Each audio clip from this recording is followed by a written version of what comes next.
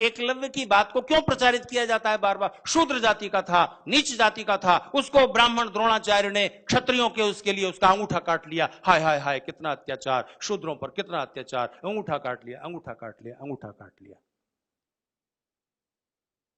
और कोई महाभारत उठाकर पढ़ने का कष्ट नहीं करता। जब द्रोणाचार्य ने देखा कि इसने मेरी मूर्ति सामने रख करके धनुर्विद्या में इतनी कला, इतनी दक्षता प्राप्त कर ली है, अद्भुत, अर्जुन से और कर्ण से भी ज्यादा चमत्कार, तो द्रोणाचार्य ने सिर्फ एकलव्य से इतना कहा कि मेरे पुत्र, तुम्हारी इस साधना को मेरा प्रणाम, अभिनंदन, मेरे आशीर्वाद तुम्हारे साथ हैं।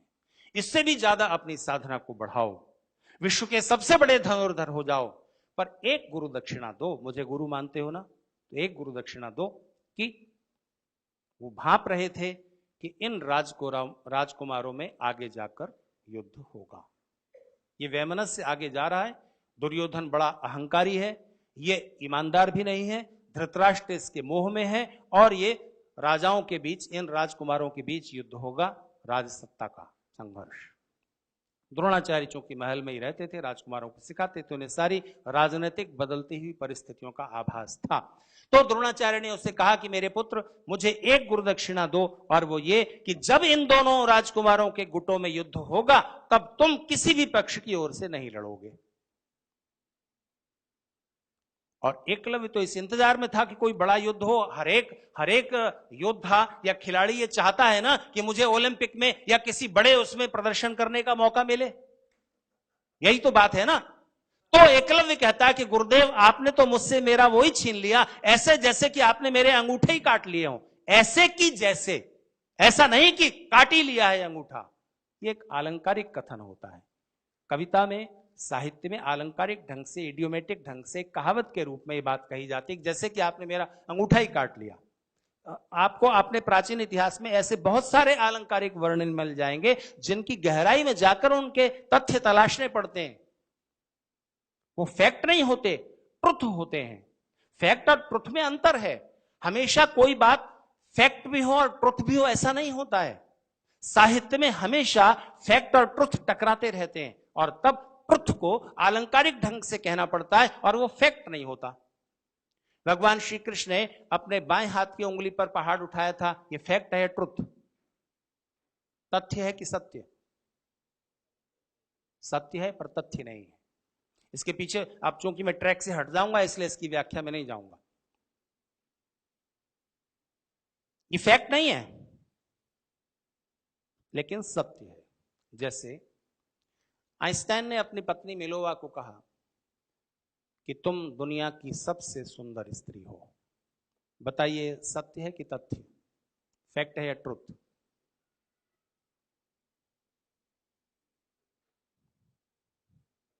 फैक्ट तो नहीं है। आइंस्टाइन बड़े मैथमेटिशियन है, बड़े साइंटिस्ट हैं। क्या उन्होंने सारी दुनिया की स्त्रियों की नाप तोल करके, मेजरमेंट करके यह फैसला किया है कि तुम दुनिया की सबसे सुंदर स्त्री हो? ऐसा तो नहीं है। पर क्या आइंस्टाइन झूठ बोल रहे हैं? झूठ भी नहीं है, क्योंकि प्रेम के गहरे क्षणों में किसी भी पति को अपनी पत्नी सबसे सुंदर लग रही है, यह सत्य है, लगनी चाहिए, यह सत्य है, पर तथ्य नहीं है। तो अलंकारिक वर्णन होते हैं साहित्य में, और वो सत्य होते हैं, पर तथ्य उनमें मत तलाशिए। अंगूठा काट लिया है, उस समय क्या जातिवाद था? उस समय किसी राजा को वोट चाहिए थे, किसी शूद्र जाति के या ऊंची जाति के से कोई लेना देना नहीं है। शंभूक को मार दिया। उत्तर प्रदेश में जाइए, मायावती की पार्टी की ओर से नारे लिखे हुए, राम नहीं हत्यारा है, शंभूक ऋषि को मारा है। अरे एक तरफ तो आप कहते हो कि शंभूक शूद्र जाति का था, उसको राम ने मार दिया, हाय हाय कितना अत्याचार शूद्रों पर। दूसरी तरफ फिर आप इस माइथोलॉजी को रिजेक्ट भी करते हो। शंभूक को क्यों मारा? क्योंकि शंभूक तपस्या कर रहा था, और उस तपस्या से इंद्र का आसन डोल उठा। अरे एक दिन तो ये मेरे आसन पर अधिकार कर लेगा तपस्या के द्वारा। तो इंद्र ने राम को कहा कि शंभूक को मार दो। अच्छा, आप या तो फिर आप इंद्र मानिए, देवता मानिए, अप्सराएं मानिए, और ये सारी मैथोलॉजी को सत्य मानिए, वो तो आप रिजेक्ट करते हो। एक तरफ तो आप कहते हो राम हुए ही नहीं, राम तो कोई हिस्टोरिकल आदमी है ही नहीं, वो तो कहानी है, और उसके बाद दूसरी तरफ आप ये कहते हो शंभूक को मार दिया, हाय हाय बड़ा अत्याचार कर दिया। कैसी धूर्तता चल रही है।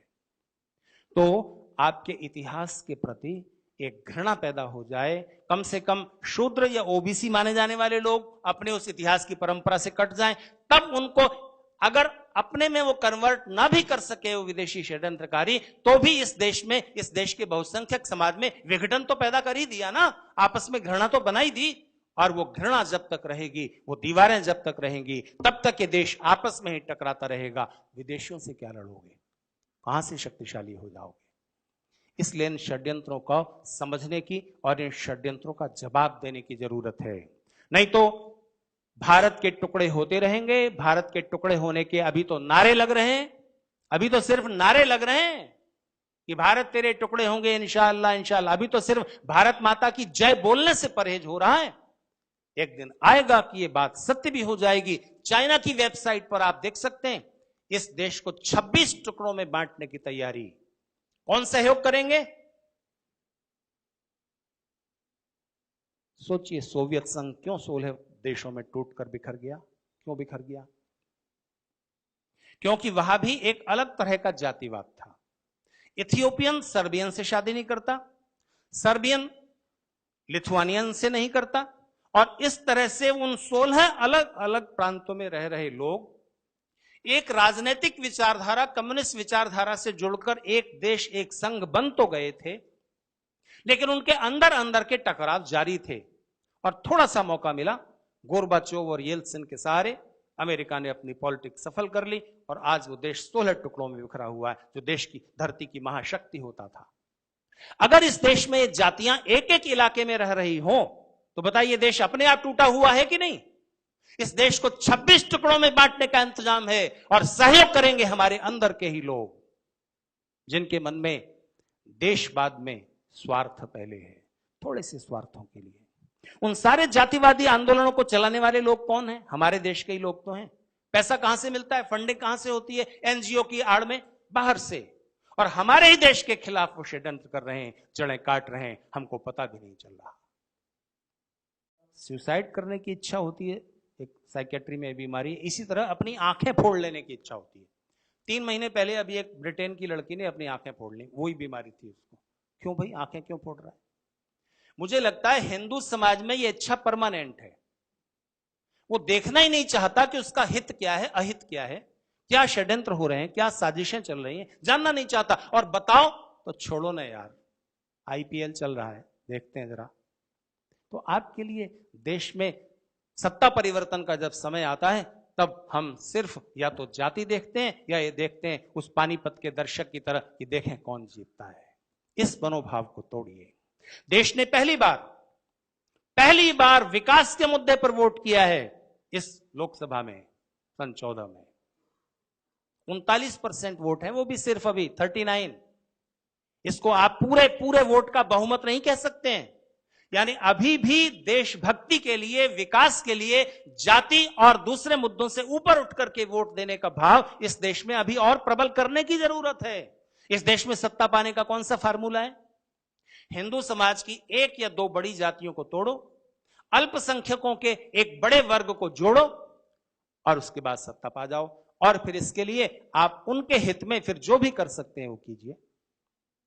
इस सारे षड्यंत्र को पहली बार किन कारणों से इस देश की जनता ने समझा, और वो भी अभी 39% है, तो इस भाव को बढ़ाना होगा। हिंदू समाज, इस देश का बहुसंख्यक समाज, जिसकी रूट्स इस देश में है, उसको सावधान होना है और अपनी नई पीढ़ी को अपने उस स्वाभिमान से जोड़ना है। क्या आपके बच्चे अपनी भाषा पर अभिमान करते हैं? आप उन्हें इंग्लिश पढ़ाइए, अच्छी बढ़िया इंग्लिश बोल सकें, इतनी पढ़ाइए। पर एक बात ध्यान रखना, अपनी भाषा मत भूलने देना। इस देश के लोगों ने अपराध यह नहीं किया कि अपने बच्चों को इंग्लिश पढ़ाई, अपराध यह किया कि इंग्लिश पढ़ाते पढ़ाते उन्होंने उनसे हिंदी, मराठी, गुजराती वगैरह में बातचीत बंद कर दी और उनकी थिंकिंग लैंग्वेज इंग्लिश बन जाने दी। उसका परिणाम यह है कि वो अपनी रूट से कट जाते हैं। पर हमेशा ध्यान रखिए, आप कितना भी इंग्लिश पढ़ा लो अपने बच्चों को, आपके बच्चे कितनी भी अच्छी इंग्लिश बोलने लग जाएं, अमेरिकन से ज्यादा अच्छी बोलने लग जाएं, ब्रिटिश लोगों से ज्यादा अच्छी बोलने लग जाएं, हमेशा ध्यान रखना, एक ब्रिटिश, एक अमेरिकन कभी भी आपको अपने बराबर दर्जा नहीं देगा, आपसे छोटा मानेगा हमेशा। नस्लवाद उनकी रग रग में भरा हुआ है, कूट कूट करके। वो स्किन के कलर के आधार पर दुनिया को 3 हिस्सों में बांटते हैं, white people, black people, coloured people, जिसमें हम और आप आते हैं। वो कभी दूसरों को अपने बराबर दर्जा नहीं देंगे। आप बोलते रहना अंग्रेजी कितनी भी अच्छी, तो आप अपनी भाषा से तो कट गए, दूसरे की भाषा आप बहुत अच्छी बोल रहे हो, वो आपको अपना मानता नहीं। कहां के हो? न घर के न घाट के। आप उन्हें साइंस पढ़ाइए, लेकिन कभी उनको अपनी फिलोसॉफी की भी तो कुछ बातें बताइए। वो फिलोसॉफी जो दुनिया में सारी दार्शनिक चिंतनाओं के ऊपर है और उनके मूल में है। बाकी सारी दार्शनिक विचारधाराएं उसी दार्शनिक विचारधारा को कोई एक कण लेकर के अपना विकास करती हैं। ये मैं दावे से कह रहा हूं आपको, सारी फिलोसॉफीज की कंपैरेटिव स्टडी करने के बाद। Alexis Carrel Nobel prize winner scientist हैं, उनकी एक किताब पढ़िएगा, man the unknown. Alexis Carrel कहते हैं कि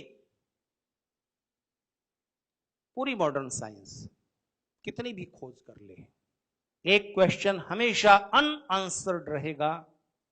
हम ये कभी नहीं जान पाएंगे कि प्रोटोप्लाज्म से अमीबा बना, 1 सेल वाला प्राणी, उसके बाद 2 सेल वाला प्राणी। ये सब बनते बनते उस क्रम में नॉलेज कहां से पैदा हो जाती है? प्रोटोप्लाज्म में तो नॉलेज नहीं है। जैसे इस पोडियम में नॉलेज है, ये जानता है कि मैं हूं, इस माइक को पता है कि मैं हूं, इस कुर्सी को पता है जिस पर आप बैठे कि वो है, नहीं ना? हमको आपको पता है। तो ये जो ज्ञान रखने वाली सत्ता है, ये कहां से पैदा हो जाती है? अगर प्रोटोप्लाज्म से, प्रकृति के जड़ तत्वों से ही ये चेतना बन गई, तो प्रकृति में भी ज्ञान होना चाहिए।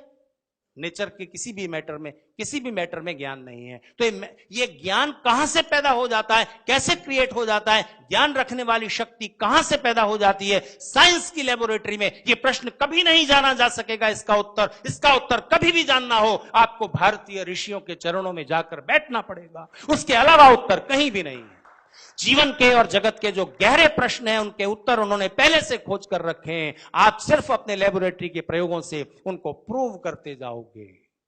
और कभी भी इस धरती पर मनुष्य को शांति से जीना सीखना होगा, सुख और आनंद की प्राप्ति के तरीके सीखने होंगे, तो भी ऋषियों की शरण में जाना होगा। इसके अलावा और कोई भी रास्ता नहीं। ये स्वाभिमान हमारे बच्चों में नहीं है, एक विदेशी महसूस करता है। बस इस स्व के, इस सेल्फ के, इस अभिमान को जगा दीजिए, और तब देशभक्ति जागेगी, और तब आपको भारत हमें जान से प्यारा है ये कहने की और बताने की जरूरत नहीं होगी, वो होगा ही।